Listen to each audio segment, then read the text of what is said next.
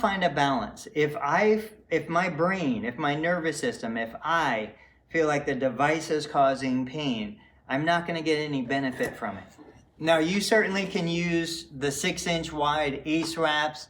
This is the Mava knee compression wrap. But let's pretend for a second that I've got some excessive swelling in the knee. I feel like the swelling is what's limiting my range of motion into extension. So what I'm going to do is I want to start below the knee, give myself moderate to comfortable compression. Now, what I like about these wraps is there's 3 white lines. So I'm doing what I call a 50% coverage, meaning I use that middle white line as my guide to overlap 50%. So I go ahead, give myself a little bit of compression. Now, almost universally, clients will tell me that when they have compression on the knee, it feels comfortable. It certainly should not be cutting off circulation. I don't have a pulse down, like I don't feel it throbbing or pulsing down into my foot, into my toes. If I was to squeeze my toe, I would see a return of the blood flow. But what it's doing is it's kind of keeping the joint a little bit warm. It's providing the compression, which brings kind of peace of mind to the central nervous system. It lets me know that the joint is supported. And then as I go back into the extension mode, what should happen is I should just feel a little more comfortable so that I don't feel as if I'm being limited anymore by the swelling. Now, this will also have a secondary benefit. It will, at least temporarily, push some of the fluid out of the knee up toward the heart. Certainly, it's going to have some of the fluid kind of staying down in the lower leg. That's why continued motion is so important. That's why walking and getting up and moving around is so important. So what I'm doing is I'm bringing this into that extension. I'm going to spend some time in this position. If I just feel like it's getting uncomfortable underneath, I can certainly give myself a little bit of support here, at least temporarily.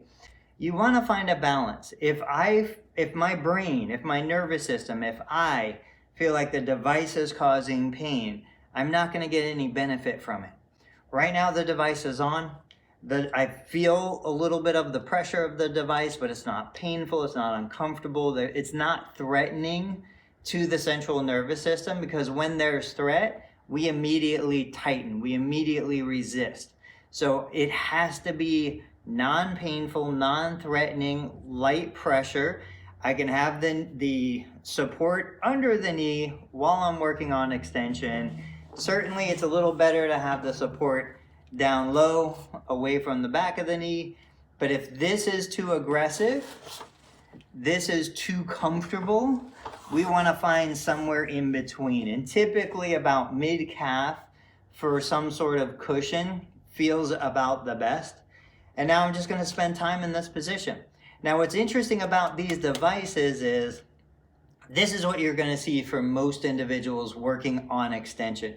But I can tell you, I don't have to stay in this position. I certainly can bring the device. I'm going to come in here. I can go into a side lying position.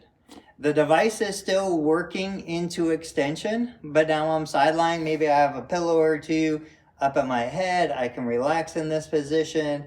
I can even partially go down toward my stomach. Some people like to be in this position where they're kind of 3/4 turn.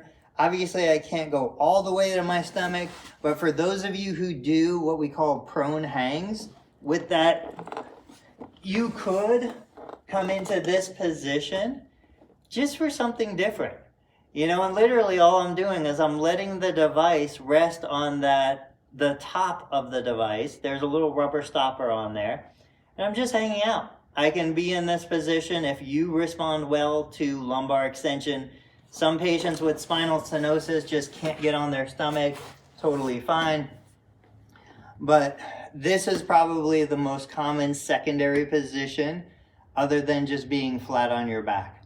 You know, now I wouldn't recommend you sleep in the device. This is solely to be used just for variety and when you're working on extension during the day.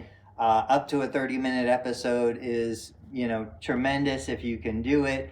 But again, it cannot be painful. Once you cross into the painful zone, the benefit is done, because then you're going to start to resist, you're going to start to guard, your hamstring is going to tighten. It's not going to produce any beneficial results. It has to be in the kind of comfortable to a little bit of pressure, not painful. Guys, the JAS device has been great for the right patients when it's fitted appropriately, when it's used correctly, but it does take some coaching, it does take some training. I know several clients that have gotten the device and just not really used it because it wasn't fitted properly. So if you have questions, if you have concerns, if you need anything, the company has been great. They're super responsive. Anything you need, reach out to them or post a comment here, reach out to me. I'm happy to answer your questions. I'll catch you on the next video.